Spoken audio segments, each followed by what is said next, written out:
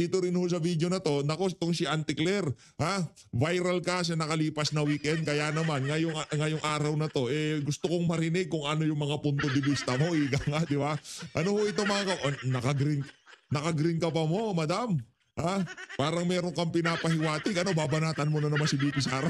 Ito, dito ho muna tayo kay Amy Marcos manggagamit. Game. Unity team ka pa kasi Amy eh. Bangag naman pala kapatid mo. Oo, nabigla lang kami kung bakit siya ganun. Nabigla, di ba, surprising pa ba yun, ma'am, o in-expect nyo na? Ang totoo, in-expect ko na kasi patungo na ron yung sobrang bilis na pag-dismiss ng ng kaso sa ombudsman, yung last minute clearance ni Atty. Logan, ganoon din yung sudden inclusion ni Secretary Julia, talagang binabaliktad na yung sarili ng mga patakaran, na sinusunod yung batas at talagang wala nang rule of law dito sa... Naku, wala na daw rule of law. So, anong plano mo niyan, Sen. Amy Marcos? Kung wala nang rule of law, anong gagawin natin? Ako, ano lang ha, unsolicited advice. Magsagawa tayo ng pagkilos. Kilos protesta. Advice ko kay Amy Marcos. Kilos protesta, ikaw ang pinakahuna sa hanay, susunod kami. Unahan mo, madam. Tapos punta tayong Malacanang. Kausapin mo yung bayaw mo't kapatid. Ang binibida ko kasi nito si Amy kasi wala daw siyang access sa kanyang kapatid. Ano to? Walang access? Hindi mo pwedeng pagsabihan yung kapatid mo, oy, Marcos Jr., walang yaka, bonget, walang yaka ha. Yung pinakaasam nating pagkakataon, binabasura mo lang ha. Ngayon pagka hindi talaga gumana yan, di ba? Pagka halimbawa hindi talaga gumana yan, sabihan mo yung nanay mo, yung nanay mong napakaraming sapatos, si Imelda Marcos, sabihin mo, Imelda, langya ka, magalit na naman na sambayan ng Pilipino sa atin dahil sa mga pinaggagawa ni Bonget, di ba? Napakadali lang hunon mga kababayan, bakit hindi magawa nitong si Amy? Baka gusto mo rin to. Nagpapanggap ka lang na ayaw mo pero deep inside your heart, ika nga. Talagang enjoy na enjoy ka sa mga kaganapan ngayon sa ating bansa. Hindi kasi kami medyo nadala na kami sa mga Marcos eh. Kaya pagka merong sinasabi yung mga Marcos na ganito yan, ganun yan, ayaw namin yan, gusto namin yan, medyo tinitingnan namin yung kabaliktaran eh. Kaganitong si Marcos Jr. Sabi niya, hindi makikipag-cooperate sa ICC. Yan nangyari, nakipag-cooperate. Anong sabi niya? Walang armas yung mga pumasok dyan sa KOJC. Meron naman palang armas. Di ba? Marami yung siyang sinasabi na kung saan kabaliktaran. Kadugo mo yan, Amy, di ba? Kaya tayo napapaisip. Ano ba Sen Amy? Ano ba Sen Amy? Yan ba mga sinasabi mo na yan? Yan bang katotohanan? O merong ibang kahulugan? Yung kabaligtaran ba papakinggan namin o kung ano yung mga sinasabi mo? Nalilito na kami. Kasi sa dugo nyo nalalay tayo yung pagiging magnanakaw at sinungaling. Ating bansa. Nakakalungkot po. Are you na-obliga po ako na... Pero palakpakan pa rin natin to si Manggagamit ha. Palakpakan natin. Kasi kahit pa paano nakita ko naman natin talaga na talagang itong si Boying Remulla kulang na lang sa bunutan. Hindi, kung ako sa'yo, sabunutan mo na eh. Kaso, takot mo na lang sa kapatid mo, di ba? At hindi supportahan yung appointment ng bagong JBC member kahit kilala ko siya at alam ko na mahusay siyang huwes, talagang kinakailangan na alamin natin ang mga patakaran sa JBC.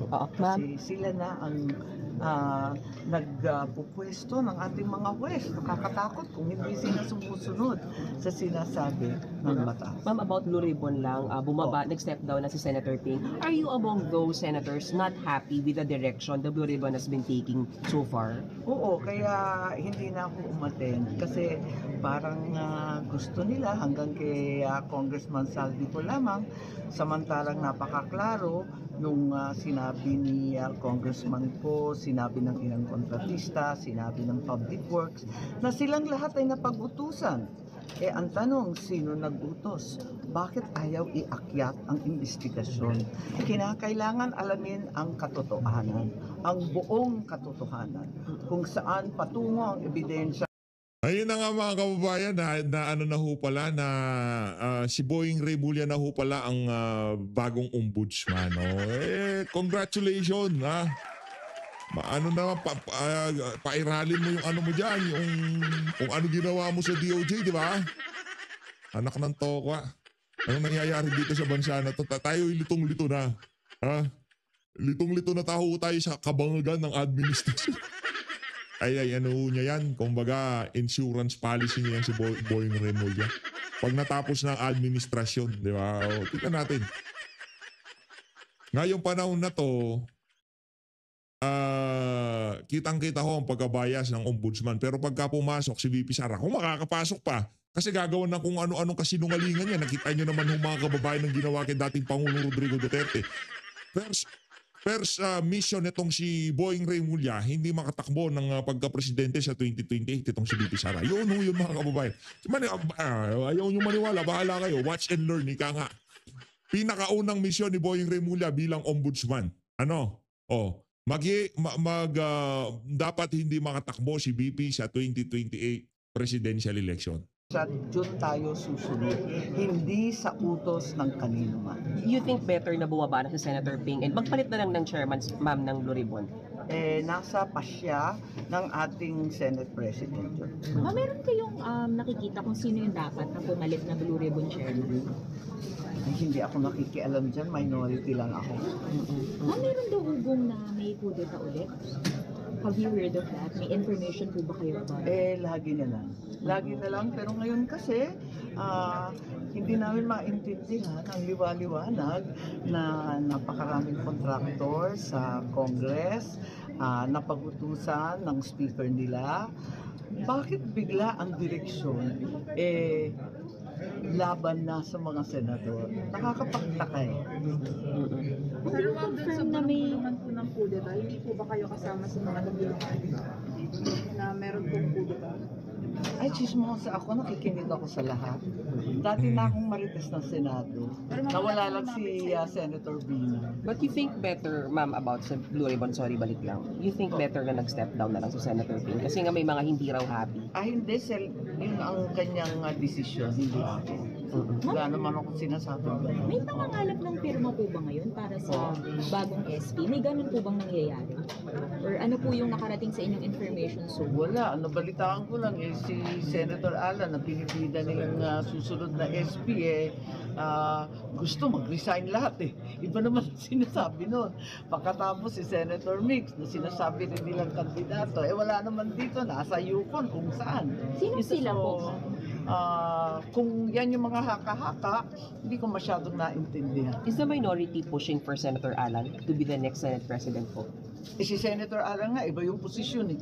Resignation ng lahat, that's not election. So as far as you are concerned, sa minority po, walang ganong gathering of signatures or support? Sa minority, maraming hindi natutuwa, sigurado ako doon, at maraming umaasa na magbago ang direksyon ng Senado. Hindi na Itong bangayan, itong bardagulan, hindi talaga angkop sa Senador. Tulad ko, gusto ko lang magtrabaho. Titignan ninyo, yung sa 4 na committee report, sa 4 na bill na pumasa dyan sa Senado, sa plenaryo, na umabot sa Senado, 3 sa 4 na yan akin. Kasi ang gusto ko talaga, sa kalagitnaan ng kaguluhan ng ating bansa, tuloy-tuloy ang trabaho dahil talagang napakarami ng problema natin kung bakit tayo nauwi sa pagtuturo, pagsisisi, pagbibintang. maraming hindi natutuwa sa minority, sa leadership, sa current leadership po, ma'am. Sabi niyo po. Well, wala naman tinutukoy na personal. Sa Friday, ma'am, pwedeng mangyari po. Kasi May hindi pwede bang namin mangyari? maintindihan kung saan nanggagaling itong direksyon na to. Utos ba? Kusa ba? Talagang parang linilin lang naman ang taong bayan. Mas matalino ang Pilipino kesa dyan. Hindi magpapauto. Ma'am, may session Okay. sa Friday. May possible bang Mas matalino daw ang Pilipino dyan, hindi magpapauto. Nak ng tokwa. Yan ka na naman eh. Nga, bahala ka dyan.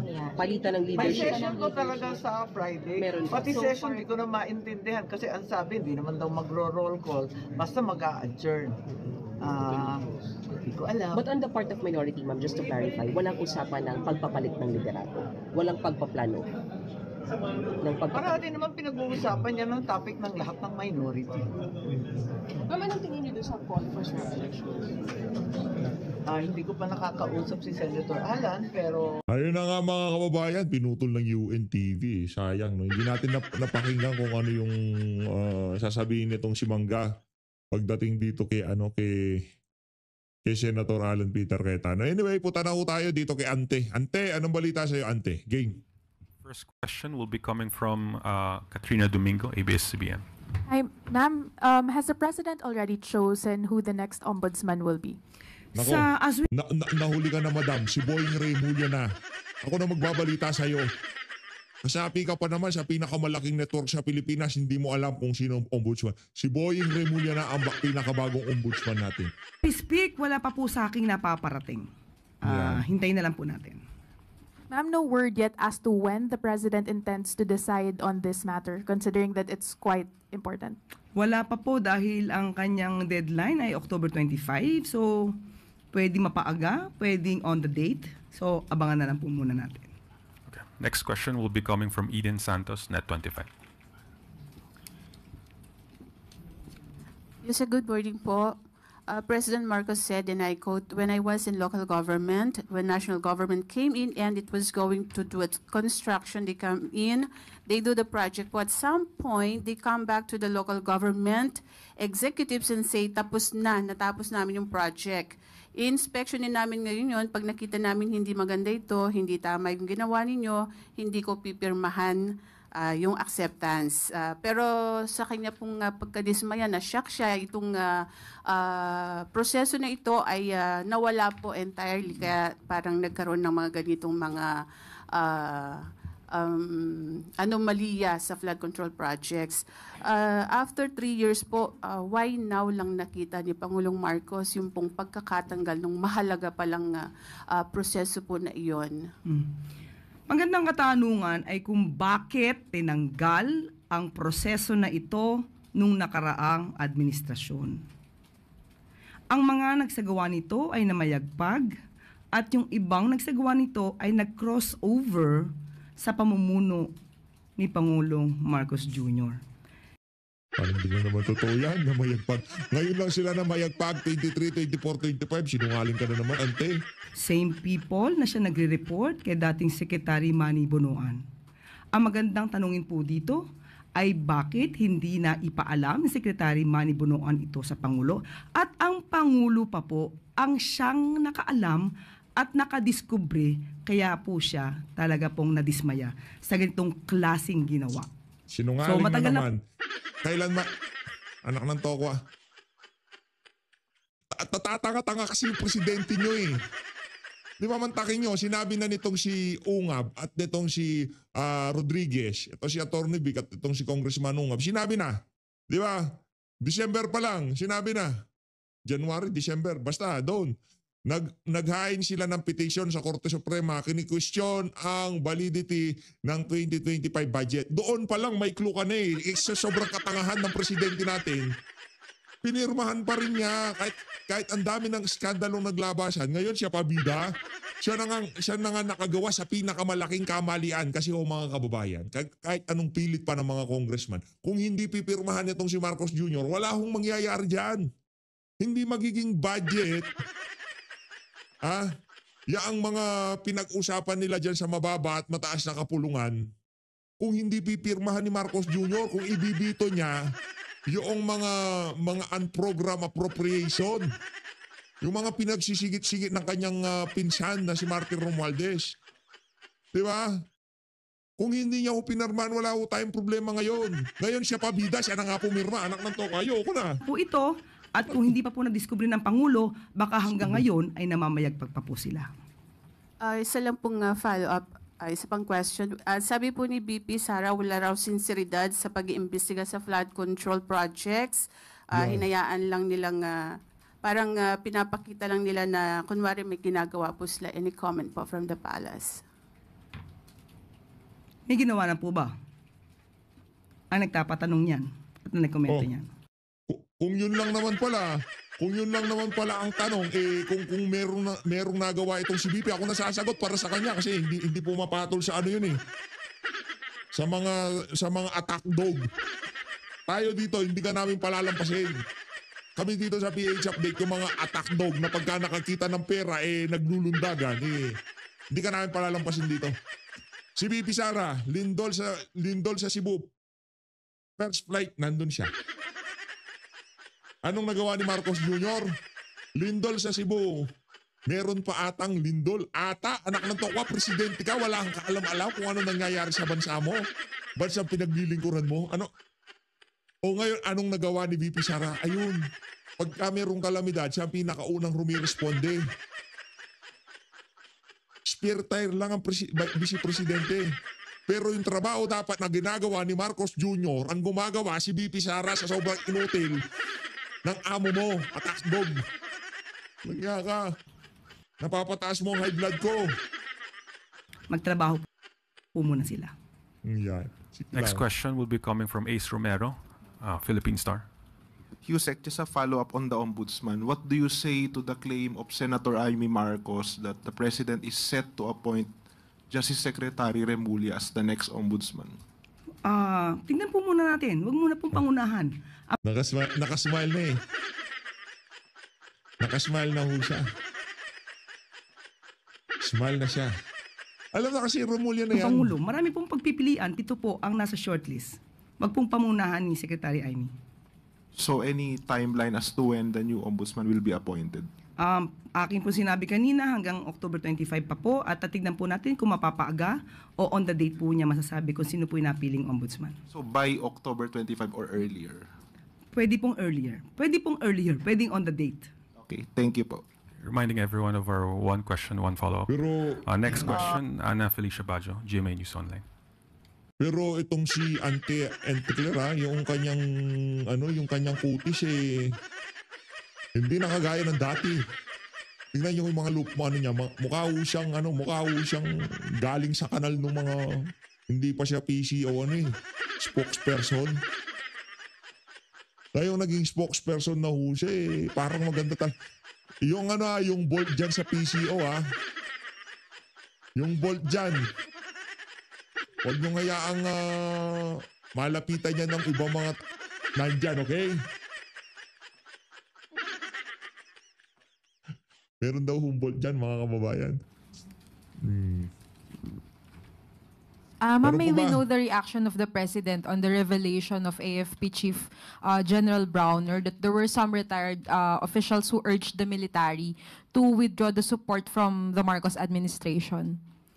Matagal na po niya itong nalaman. Kahit naman po before pa September 21 ay mayroong mga maliliit na grupo na nagsasuggest ng ganito. Pero according nga po kay General Browner at Ako na sa tingin niyo ho ba maganda sa panlasa ng mga military ang pagkaka-appoint na yan itong si Boying Remulla bilang bagong ombudsman? Ha? Maganda kaya sa panlasa ng mga taga-AFP yan? No? Para sa mga kababayan natin dito na meron kakilala sa AFP, tanongin nyo nga sila kung ano masasabi nila sa pagkakatalaga nitong si Boying Remulla sa bilang pinakabagong ombudsman. Kakadiri talaga tong si Bangan. Wala na kung yung tipo. Ito'y talaga delikadesa. Nasa si Tanga. General Narteza ay mananatili po silang loyal sa konstitusyon at sa chain of command. So walang dapat pong ipag-alala ang taong bayan patungkol po dito. So ma'am, si President po hindi naman po siya bothered or worried sa mga ganitong information na lumabas? Kinikilala niya po ang kagalingan ng AFP at PNP at ang lahat ng kasundaluhan at kapulisan natin. At tiwala po sila na gagawin nila ang dapat at nararapat. Ma'am, last na lang. Does the palace see this as an act of sedition po or treason from those groups? Aaralin po kung ano po mismo ang naganap na dito. Para kung meron mo... Ba't ganyan nung panahon nitong si dating Pangulo Rodrigo Duterte, yung sila Joseph Morong, yung sila Pia Ranada, hindi naman sila ganyan magtanong. Dito parang pong dapat na managot ay siguro po dapat makasuhan. Thank you, ma'am. Next question will be from Tuesday New, DZBB. Ma'am, good morning po. Comment lang po from Palas mula doon sa statement ni Senator Amy Marcos na nagsabing nagre-request siya ng budget para doon sa mga public service endeavors niya pero lagi daw pong rejected or for later release or FLR. Tinagurian pa nga po niya yung FLR as First Lady reject. Ano po ang komento dyan ng Palasyo? Unang-una po, sana po pigilan. Away to. Pigilan nila, lalo-lalo na yung mga public servants, pigilan nila magbigay ng insinuation nang wala naman pong ebidensya. Kasi ang mga insinuation na ito na walang ebidensya, nakakasira lamang po sa nagiging trabaho po ng gobyerno. Unang-una po, kung sinabi po niya na siya ay nag-re-request, Nako, away to. inaamin po ba niya na may insertion? Nako. Na siya ngayon na gusto niya sanang iparelease. So yan Wala nang problema sa insertion, di ba? Ang gulo nyo. Ano po talaga? Masama ba ang insertion? Masama ba ang amendment? Diretsuhin nyo na kami. Binibitin-bitin pa kasi. Mga walang niya kayo. Una nating katanungan. Pangalawa, nakausap po natin ang DBM at sinasabi po nila na pagka po ang budget ay nagmula sa NEP, ito po ay may comprehensive release. So malamang po ito ay congressional insertion, yung sinasabi po ni Senator Amy. At may pinag-utos po kasi ang Pangulo para po maingatan ang budget. May mga congressional insertion na napansin o nakita na umaabot halos 797 billion pesos na ipinalagay po ng Pangulo for conditional implementation.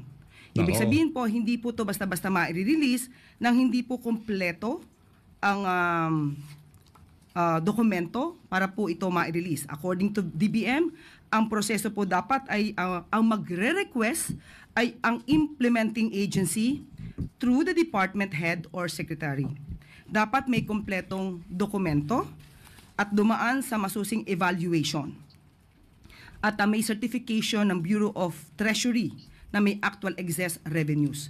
So kapag ito po naman ay naipakita at kompleto, hindi naman po ito hahadlangan, lalo-lalo na kung ito naman po ay proyekto para sa publiko. Thank you, ma'am. Another question, isahin ko na lang, may isa pa akong question dyan. I understand, ma'am, kahapon nasa PTV4 si Secretary Dave Gomez at mayroon pong reklamo yung mga empleyado ng PTV4 against a certain official po doon. Ano na po ang aksyon ni Secretary Gomez after his instruction last weekend na paiimbestigahan niya yung incident? Opo, in-order na po yung taong concern na mag-explain. Notice to explain na po at ngayon po yung deadline, binigyan po siya ng 72 hours to explain. At kapag po naisumite na po ang mga kasagutan, maaari na po ang management na sila po ang magbigay ng solusyon or decision on this matter. Next question, Maricel Halili, TV5.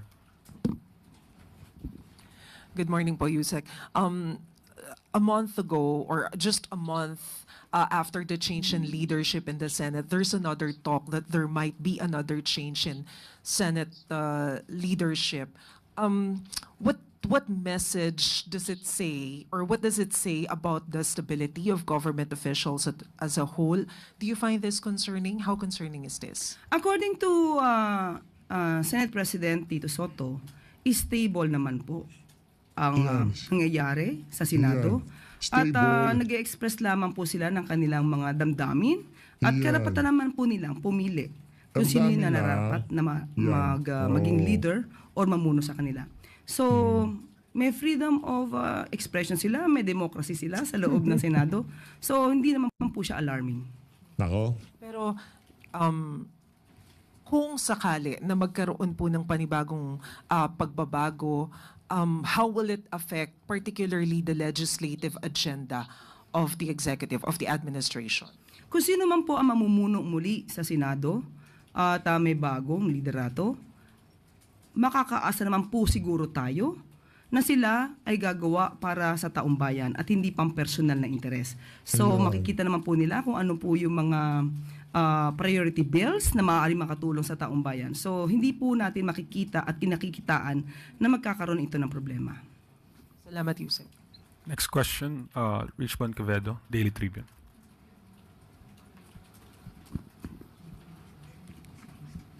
Hi, Yusek. Good afternoon po.